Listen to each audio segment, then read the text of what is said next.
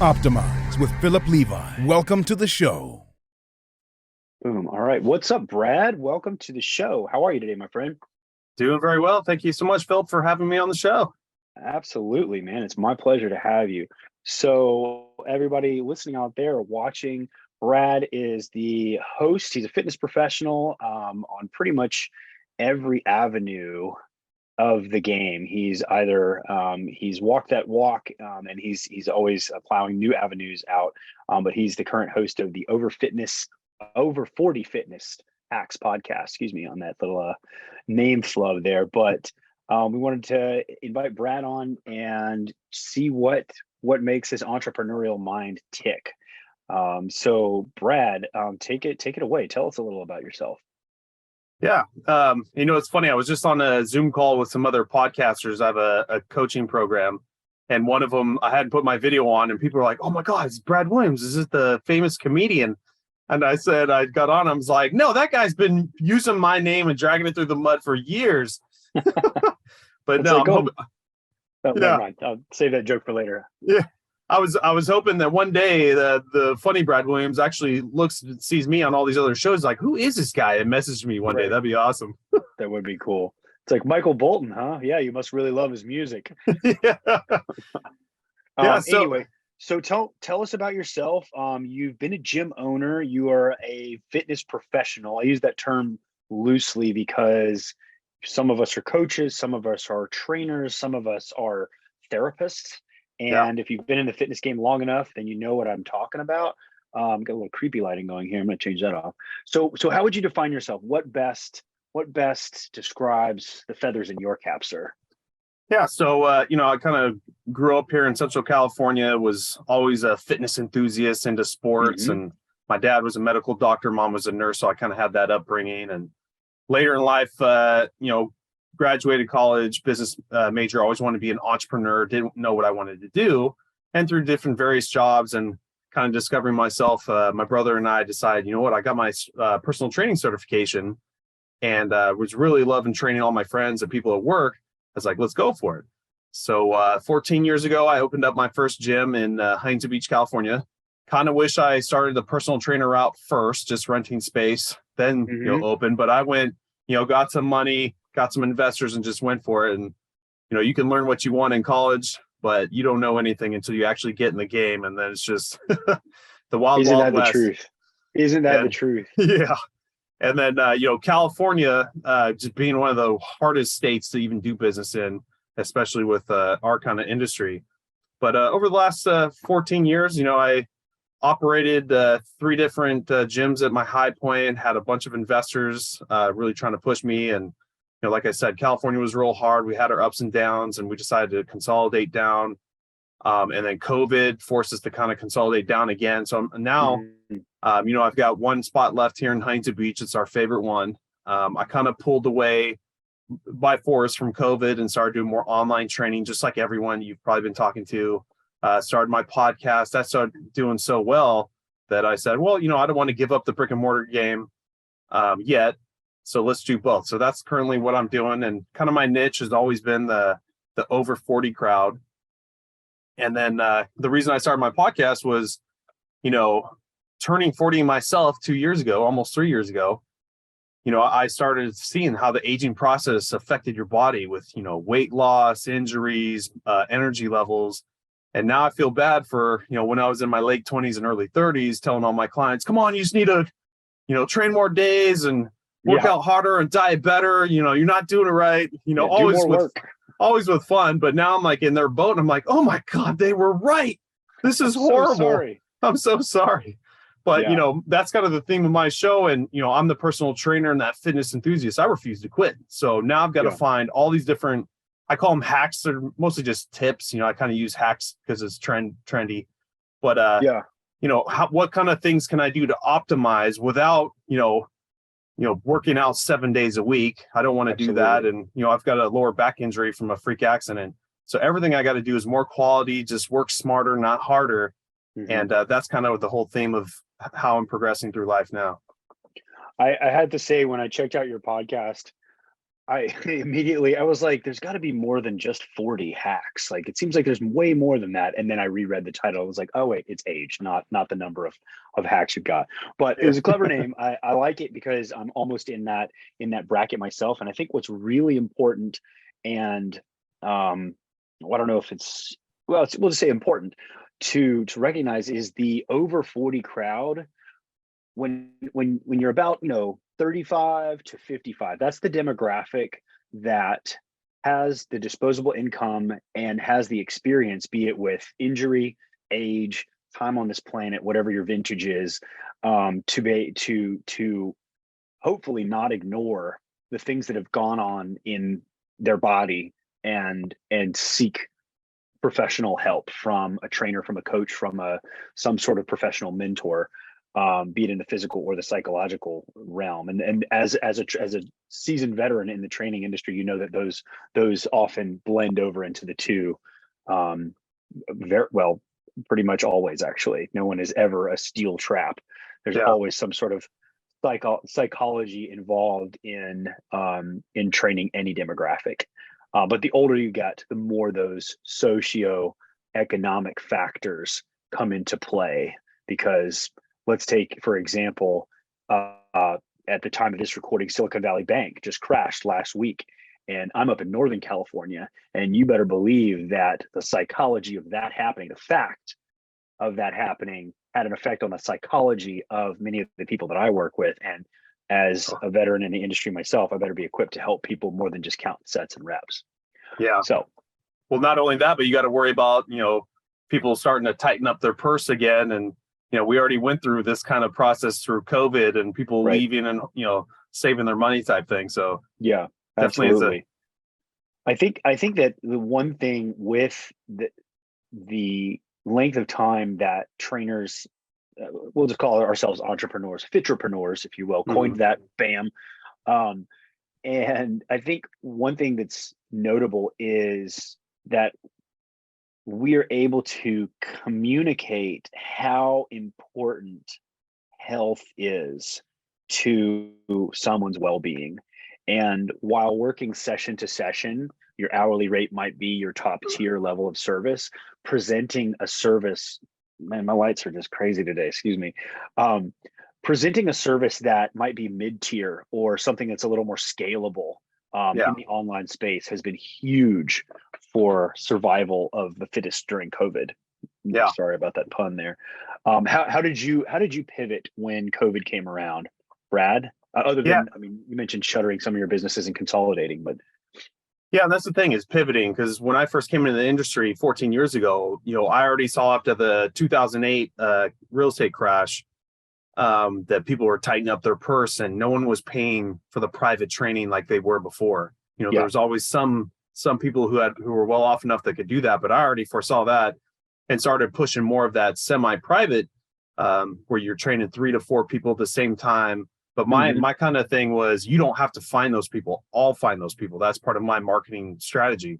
So it took time, but after a year, I started filling up those groups, and it was very affordable. Interesting. Yeah. So you found clients for trainers?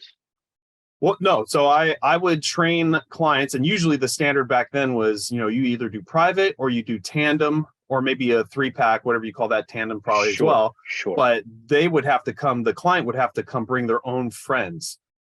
And so you put it on them. So I didn't want to put that on them. I said, you sign up, I'll take care of it. So you might be getting private one-on-one training for a while, but then with my marketing, I'll bring more people in as long as you're okay with that. And you guys are all in your own routine. One's bodybuilding, one's weight loss, one's doing sports, and that's fine. And you still get kind of a customized experience with that 3 to 4 people, and it's not like a 20% boot camp. So that's what I did for a long time, and I was very competitive in the industry. So kind of, can you unpack that for me a little bit? Because you're selling hours of time, as we do. And how is it that you're able to maestro multiple styles of physical effort? If I'm an obstacle course racer, and then I've got my wife is a dancer, and my buddy is a bodybuilder, how and we would all come to you in the same hour. How does that session breakdown look? Well, so with the 3 to 4 people and not too many trainers in the place, and at the time it was probably a 1,200 square foot gym, and not every trainer could do it, but being real good at moving multiple things at the same time, programming everyone's splits. And I mean, for the most part, 90% of the people that were coming into our gym were all basically looking for the same thing, just simple body toning and weight loss. Right. Every now and then I'd get a young kid that wanted to do some athletic training or someone that wanted to do bodybuilding. It was easy to throw in the mix.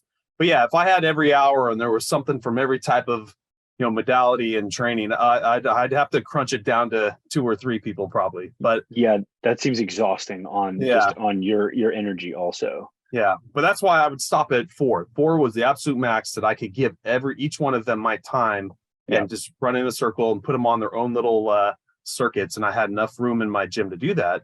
And then I taught a few other trainers to do the same style, and then we ended up getting a bigger spot. So, excellent. But yeah, fast forwarding another 5 years, all the boot camp gyms started coming in.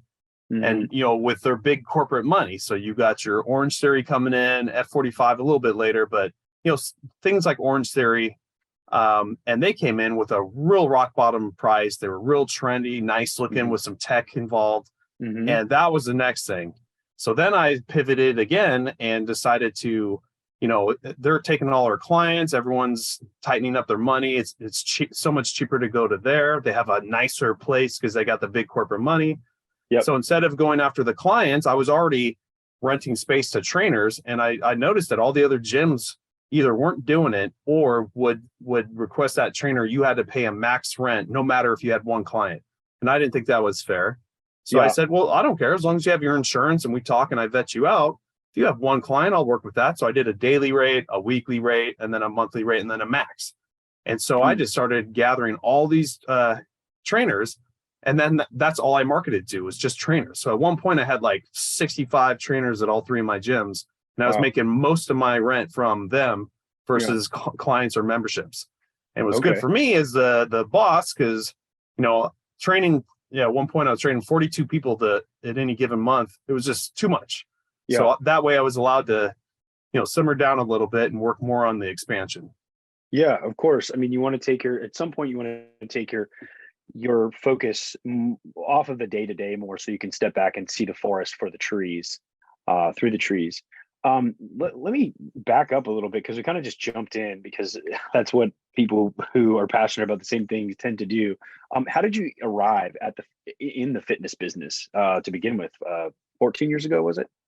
Yeah. So I graduated Long Beach State with a business major. Just wanted to be an entrepreneur like my uncle. He's just done so well in life with all these different types of manufacturing companies, but he kind of helped me through the business model and everything and figured out what I wanted to do. And like I said, I had, grown up with that influence of fitness, being healthy and is into sports. And I got my personal training certification at one of my jobs where I was working at the Port of Los Angeles. And it was a nice high paying job that had huge gym facilities in there. And so I got my certification because no one else knew what they were doing in that gym. So I said, all right, well, let me get my certification, insurance. I'm going to start hustling and making more money at this awesome job. And I was killing it. Yeah. So that's when I decided, man, I've already saved up all this money. I know what I'm doing. This is what I'm passionate about. I've never felt like this before. Let's go do this. And so that's how I ended up just quitting and jumping into my first gym in Huntington Beach. So your first gym in Huntington Beach what was it called? Evolve Gym. Evolve Gym. Got it. Okay. And was it just you training there solo, or were you looking to bring trainers on immediately? So starting out was just me and about 6 to 8 of my friends that said they would come in, and one showed up, and that was the only one I ever got. Okay. So come in as trainers or come in as clients? It's as clients. So part of my business model was I had a little bit of income coming in to start, which did not happen.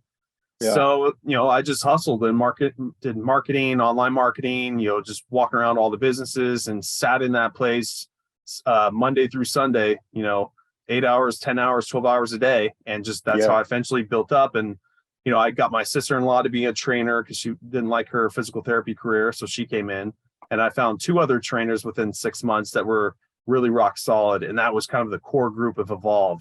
And then after that, we kind of just expanded. Okay, excellent. It's all about who you have as your bedrock Yep. for the business, and that's something that I can attest to in business and in life, actually. Just who are your core folks, the Yep. boom, boom, boom, boom, the four legs to stand on. And if you Um, find one, do not let them go because there's not that many core oh bedrocks out no, there. we at our space, we've got kind of a round table of knights, if you will, and Yep. everybody's just, all right, let's hear your thoughts. How are things? What could be better? I want to make sure you're taken care of. Um, Okay, so let's shift over to the podcast. Mhm. Over 40 fitness hacks. What how did this come about?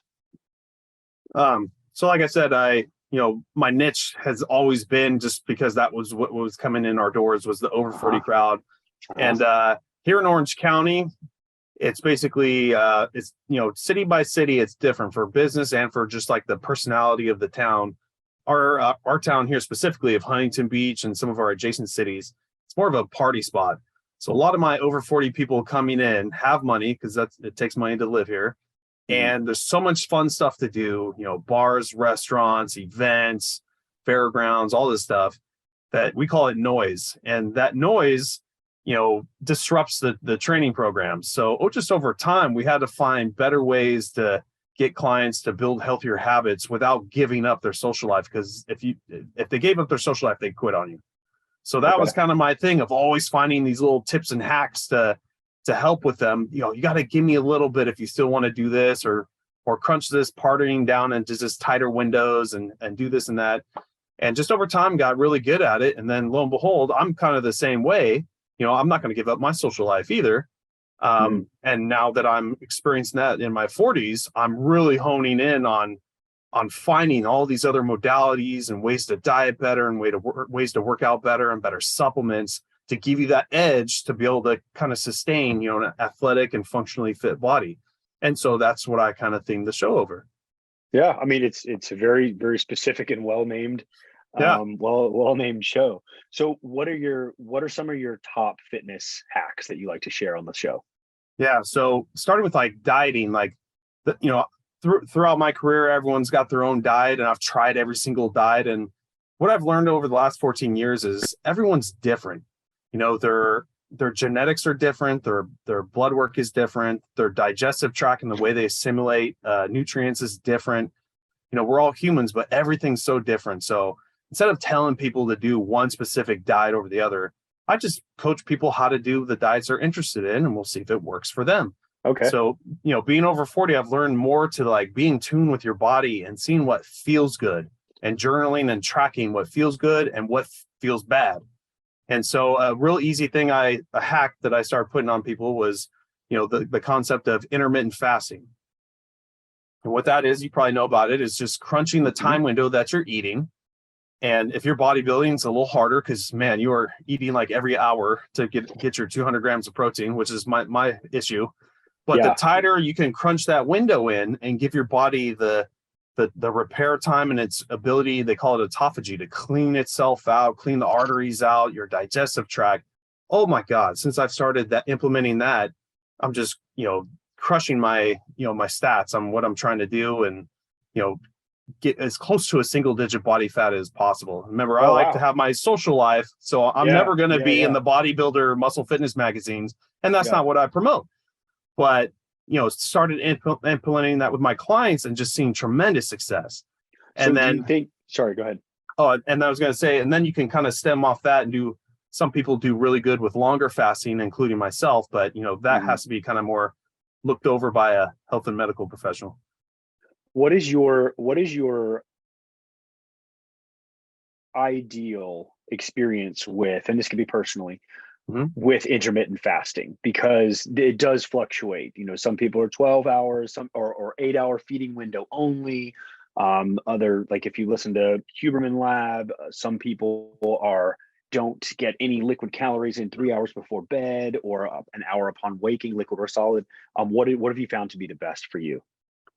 So what I found is, don't worry about picking a specific hour. It's how many hours can you do where you can get in the amount of protein that you need. That is still huge in my world, building lean muscle mass, especially the over 40 crowd, and how hard it is now, and the quality of proteins you bring in. So do not mess with that. So don't worry about 4 hour, 6 hour, 8 hour. How fast can you eat all those meals is basically what it comes down to. And if I try to do it every hour, and it's just impossible. So I had to extend some of those out. And for me, 6.5 hours, I can get it all in. Then I start my fasting process. And it's not for everybody. You have to see how you feel. And after doing it for 2 weeks, I just felt amazing. Like I never felt bloated because I was eating so much protein in that time. The fasting, I felt more energetic in the morning. I stopped drinking coffee and rock stars and monsters like we were doing at the gym, and just kept feeling better and better and better. And, sleep got better. My blood work, I started doing that, doing it more often with my doctor, like quarterly, because I was really interested for my podcast too, to do the results. And it just kept dropping and dropping. And then when I started messing with the longer fasting, that's where the magic happens, in my opinion. Okay, what's longer? So longer is, you got to build up to it. You can't just go for it. So you got to start with intermittent fasting, tighten it up. And then if you feel good and your, medical professional okays it, you can start playing with doing, a 24-hour fast, a 36-hour fast. And I've completed about 4 different 48-hour fasts. Wow. Where you're just drinking water. Just water, coffee, lemon water, certain teas. Just black coffee, correct? Yes. So you can't have anything that will spike insulin, because that will break your fast and ruin the whole thing. And since I did that on one of my quarterly reports for my blood work, that was the most significant drop in my cholesterol. And it was never bad, but it was high. I attribute it to genetics and maybe the keto diet, because that's what diet I'm on. But in 4 months of doing the longer fasting, I think I did 5 of them and got up to the 48. It was a 22% drop. And my doctor couldn't even believe what he saw. And it's back to being a 18-year-old. And so I told him everything I was doing. He's like, oh man. So he's watching me and, chronicling all this kind of stuff. And, however he's using that info.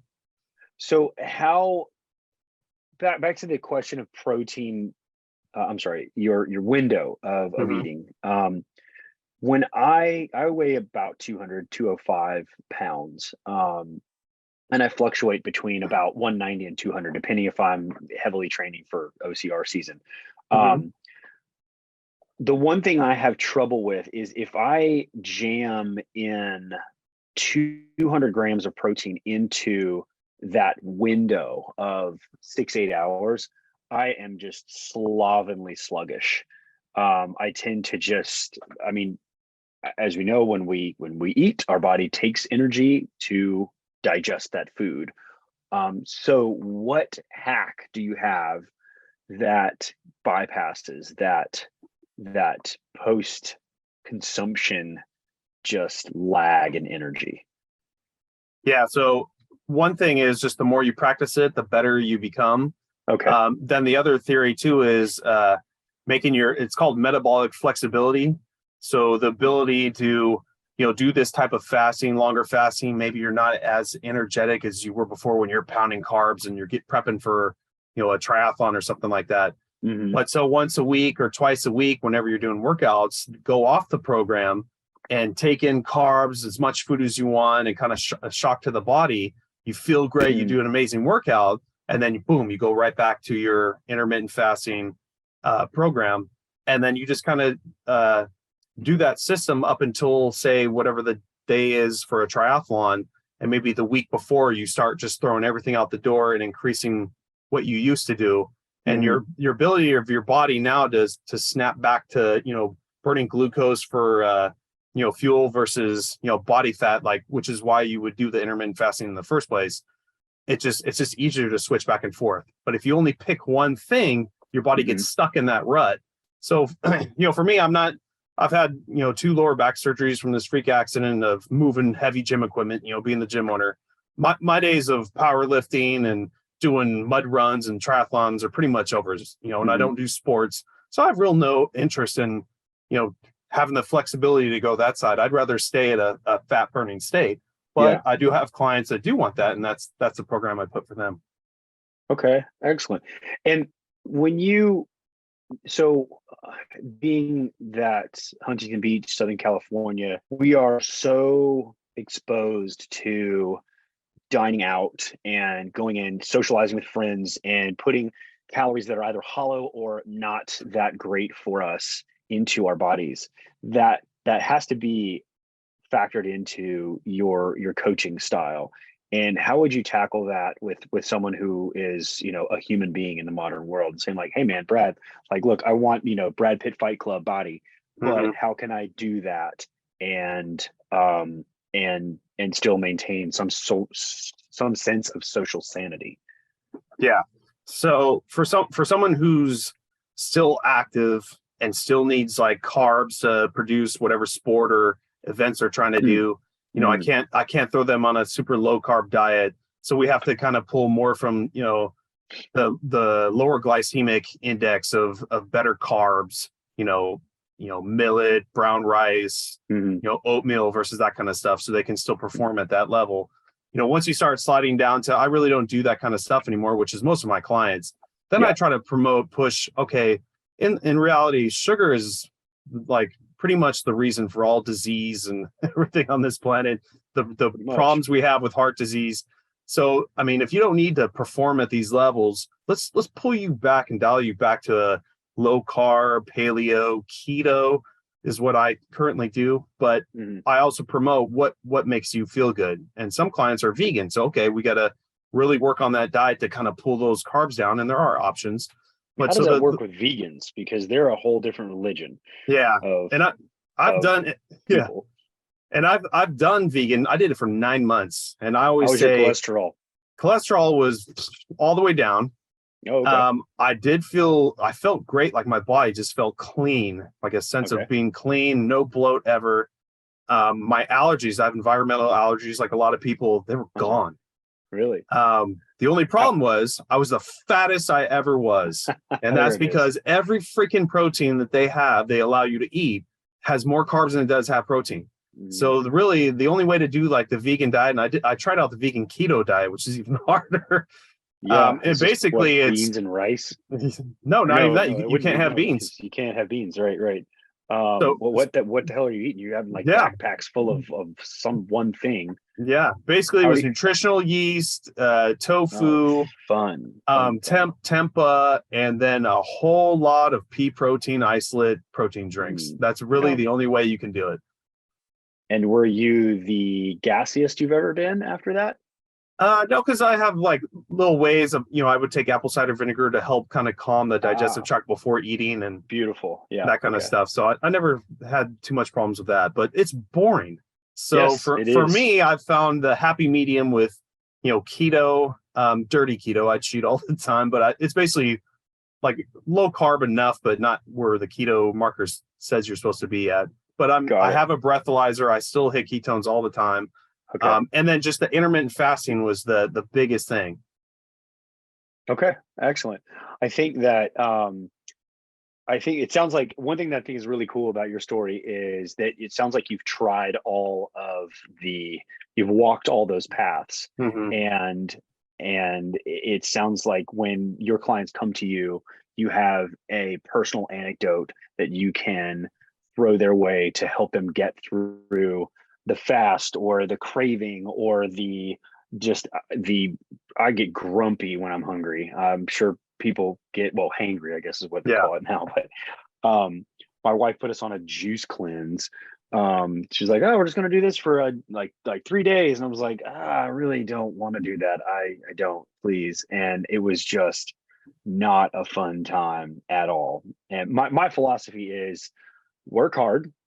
Obviously, you want to expend more calories than you're taking in if you're maintaining or trying to lose weight. And if your grandmother didn't cook with it and you cannot pronounce it, don't put it into your body. Also, I found that my clients don't care because they care, but they don't care the details. They're just like, tell me what to do, give me 3 things. And after 3 things, the human brain stops listening. And so it's work hard, don't put it in your body if grandma didn't cook with it or you can't pronounce it. And that's worked pretty well so far. But so tell me about this horrendous back injury that changed your lifting and competing career. What happened, man? Yeah, so this was about 5 years ago, and I was moving some gym equipment. I had at that time sold three places, moving some from one gym to another, and just pulled up the pickup truck. Was just going to go in for a quick couple things. Mhm. This was one of our garage industrial type gyms, so it had a big roll up door, and right there by the door are two eye bolts that we had pounded into the concrete, and we would hook our carabiners with our battle ropes on those, and that's what we use our battle ropes on. So when you cleaned up your ropes, they'd still be exposed as trip hazards. So we put orange cones on them. Well, I was just there to pick up a couple things, not open up the gym for everyone to come in. So I was like, don't worry about it. I'm just literally getting two things and we're out of here. And, ended up talking to somebody. Now I forgot those exist. Turned around. I was holding a 40-pound A-frame weight plate stack rack. And then just tripped with my right foot, lunged out, caught myself so violently, and I held the rack like an idiot. Didn't let it go. Yeah. And right then and there was such a violent motion. I just felt something pop. I felt it, hurt it through my whole body. Yeah. And I knew, wow. oh my God. So ended up being a herniated L5S1 disc that I didn't know till 6 months later, because right at the bottom. Yeah. Yeah. And that happens to be almost every guy that's got any type of degenerative disc. It's always the L4, L5, or L5S1. It's just, we roughhouse when we're boys, we wrestle, we fight, we're top heavy. It's just a joint that takes the biggest hit. And it doesn't take much. You hear people going down to touch their toes or gardening when they're older and blowing out a disc. At least I have a cool story. Mine was so violent and heavy that at least I earned it, I guess. But, right. But it took 2 surgeries over 4 years and rehabbing to finally figure out that not everything heals with surgery and time. Everyone's different, and I had to find a different way to train and get my body back. So what I found was obviously I do all my physical therapy exercises and all that, but finding like the right amount of weight training that I can sustain with the least amount of weight. So the whole theory, I'm sure you've heard of it, of like time under tension or doing a lot of negatives or slow-mo training. I started going more in that route and doing less time. So I really started putting a spin off of doing 20-minute workouts, but doing it all under time under tension and very quality. So when you're doing your push-ups, feeling every single muscle fiber being used and holding and going back down, just feeling that burn. You're only able to do like 6 reps if you're doing it like 5 to 10 seconds long. And then if you can, start adding some weight or a pack on your back. And same thing with a squat, same thing with bicep curls, and just doing more full body exercises instead of doing splits.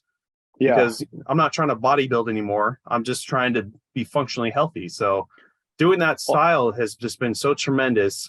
No injuries. My back feels great. And, that's the name of my game now is, I got to make it now I feel like I'm going to make it to 100, 120 one day. I got to protect this back.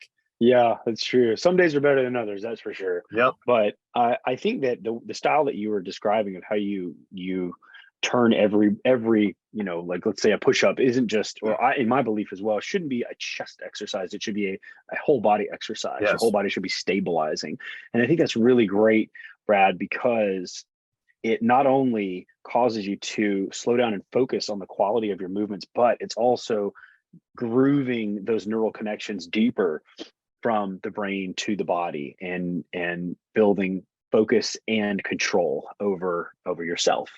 And I 100% agree with you that that's the smart way to train once you've been a younger athlete and thrown yourself against the wall, something goes pop, and then you're forced to slow things down. Yeah. And, focusing on that mind body connection, growing up, we all, said, tighten your core while you do this, perfect your form. What's to like the upteenth level? Like you're doing a push up, your core is tight, you're flexing your glutes, you're going down, stretching your calves and taking every step so slow. And it's almost becomes a game. Like how many more muscles can you activate during this process? And doing that style, like I said, it takes little or no weight to get the same effect, to get the hormonal stimulus response of a growing new muscle. And as long as your diet's good, I have the same body I had when I was in my 30s now. Yeah, So wow. so now implementing the system, and I'm only doing 20-minute workouts. Like now That's great. athleticism is totally different, and that's where I'm saying I'm not worried about that, and that's not who I'm looking for. So athleticism needs to do a whole different style training program. Yeah. Now, what about your clients that you train? Are you training them 20-minute workouts also? Yeah, so I still work at my gym that I have now, just 2 days a week, and I mostly just do half-hour workouts. But half the time they're talking, and then half the time they're working out. But once they start that workout, it's I build them up to never taking breaks, and then they'll finish with a little bit of cardio at the end. Got it. And then same thing with online training. I used to do a program called True Coach and write splits and all that kind of stuff for people, but now I'm just more into the coaching role, just working on more philosophies and mind body connection, diet, all that kind of stuff. So it's more of just a coaching role. So break down your online training platform. Like, I'm familiar with True Coach and Trainerize, and there's other great ones out there like Remote Coach to build your own platform up. But what does your online training look like as an experience? Yeah, so basically it's just this right here, one-on-one Zoom call for 30 minutes, and I do it just basically once a month with tech support, sending them little PDF files. But we go over all the different steps, like what are your goals? Do you have any injuries? Just like I would in the gym. But now, like, more importantly is like, how is your sleep? How's your energy levels? Do you have any stress? Those kind of things I never really dabbled in when I was running my brick and mortar gyms. We were more of just, you're here to lift weights. But as you age, all those things that I just mentioned are more important before you even start lifting weights, or you're basically in such a high level of cortisol because of all the stress, lack of sleep, you're not hydrated enough, that the workouts are just worthless. So why spend the time doing that unless you take care of those core strategies first? So those are the types of things that I'll do online coaching with. And then once we get to the training part, then I usually refer them out to, what are you doing now? Do you have a home workout? Do you go to a gym? And kind of give them strategies of what to do there versus writing down all the actual exercises. I can if someone wants me to, but yeah. So what's the turnover rate of that business style? Is it client retention pretty long, or is it more you have people coming to you all the time? So it's better, because I used to charge $150 to have that call with you, write out your whole programs, 2 days a week, 3 days a week, 7 days a week if someone wanted. And I just didn't like it, because unless I'm physically there, or they're coming to me at my local gym, that's the motivation and accountability. So if I'm writing these programs out for them, I'm not there until our next monthly checkup. Right. They're just not going to do it. So their retention is terrible. So I would rather charge a lower price and just do a shorter time consult, and have them go somewhere or whatever they doing that they like doing. Maybe it's Pilates, maybe it's just a home workout, maybe it's their local gym, but giving them someone who's had 14 years of experience, who's over 40, who's had injuries.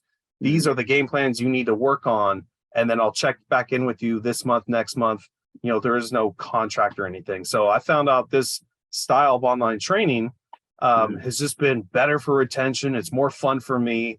Yeah. And I'm actually thinking about, I've got a coach, a business coach that's really pushing me to do more of the group Zoom, you get 10, 15 people in there, get the price down even more, and do once a quarter, event type thing. Okay. That is a good idea, because scalability is very, very powerful in this industry. And that brings me to my next question. How is it that you're marketing and finding people for your services? So the podcast is my biggest one right now. Okay, great. And I'm still growing this. So it's not like a huge amount of influx that I'm getting from this. Most of my income was coming from the gym, but I'm doing this transition of moving and just getting away from the brick and mortar gyms. Sure. So other than that, I really don't do any social media. I hate doing social media. It's a poisonous tool, but as I'm getting more coming from my podcast, and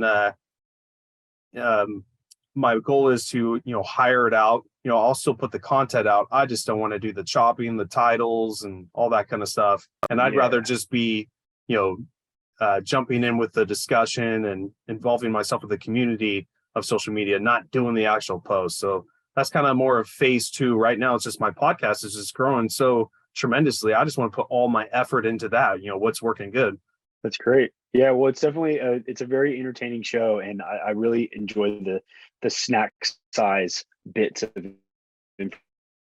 information. I think that a lot of your listeners probably do also. It shows in the numbers, right? If it's growing at the rate that you're sharing, then more power to you, man. Yeah. So you're not on social media, but I want to kind of wrap with where can people find you, and what message do you have to not just over 40, but to anyone who is maybe injured or has a rut that they're trying to get through? What's your best advice to them, and then how can they contact you if they need some help? Yeah, so the best way to contact me is my podcast is Over 40 Fitness Hacks, and that's 40, not spelled out. And my website is over40fitnesshacks.com, also 40, not spelled out. And that has my blogs, my contact, my email on there. So that's the best way to get a hold of me. And as far as a message to everybody, I wish I could myself go back in time to when I'm 20. And that's what I was like joking about, and, giving that not just business, but also for, all the fitness knowledge I know, and starting while you're younger. But if you were 20 and you could go back in time and talk to yourself, would your 20-year-old self even listen to you? I think I get punched in the face. Yeah, probably not. So, I mean, more and more awareness is great, but my focus is kind of more for the 40, because you kind of got to, like you mentioned, you got to go through life and earn your wings and just grow as a person. And then you get to that point where, like, okay, I need to stop worrying about aesthetics so much and more worry about functional and making it to my older years. You keep seeing these. You keep seeing these 80-year-olds on social media that are doing more stuff than us. It's just amazing, just showing you how resilient the body is if you take care of it. So my message is slow down, be very mindful of everything you do. And just, there's so much time you don't even know it. So just, do things with more quality. Don't just rep out and slam weights, when you could just do it slower with less weight and get the same result. Unless you're getting paid millions of dollars to perform at the NFL level, what are you doing? So that's kind of my message out there for anyone that cares. I love it, Brad. Well, thank you so much for coming on the show, and I really appreciate you sharing your expertise and your time with us. Awesome. Thanks so much, Phil. If you found the content interesting or helpful, please like, subscribe, and share. We'll see you out there.